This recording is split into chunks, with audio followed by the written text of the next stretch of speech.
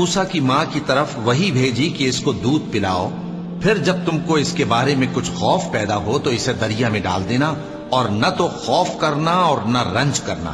ہم اس کو تمہارے پاس واپس پہنچا دیں گے اور بعد میں اسے پیغمبر بنا دیں گے۔ سو فرعون کے لوگوں نے اس کو اٹھا لیا، اس لیے کہ نتیجہ یہ ہونا تھا کہ وہ ان کا دشمن اور ان کے لیے موجب غم ہو۔ بے شک فرعون اور حامان اور ان کے لشکر غلطی پر تھے، اور فرعون کی بیوی نے کہا کہ یہ میری اور تمہاری دونوں کی آنکھوں کی ٹھنڈک ہے، اس کو قتل نہ کرنا، شاید یہ ہمیں فائدہ پہنچائے یا ہم اسے بیٹا بنا لیں۔ اور وہ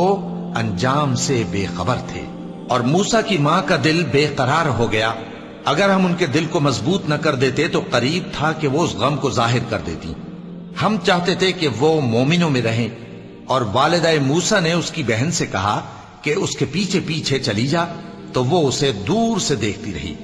اور ان لوگوں کو کچھ خبر نہ تھی۔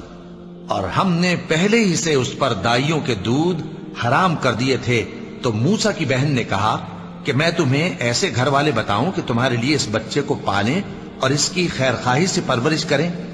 سو ہم نے اس طریق سے ان کو ان کی ماں کے پاس واپس پہنچا دیا تاکہ ان کی آنکھیں ٹھنڈی ہوں اور وہ غم نہ کھائیں، اور معلوم کر لیں کہ اللہ کا وعدہ سچا ہے، لیکن اکثر لوگ نہیں جانتے۔ اور جب موسیٰ جوانی کو پہنچے اور بھرپور جوان ہو گئے تو ہم نے ان کو حکمت اور علم عنایت کیا، اور ہم نیکوکاروں کو ایسا ہی بدلہ دیا کرتے ہیں۔ اور وہ ایسے وقت شہر میں داخل ہوئے کہ وہاں کے باشندے بے خبر ہو رہے تھے، تو دیکھا کہ وہاں دو شخص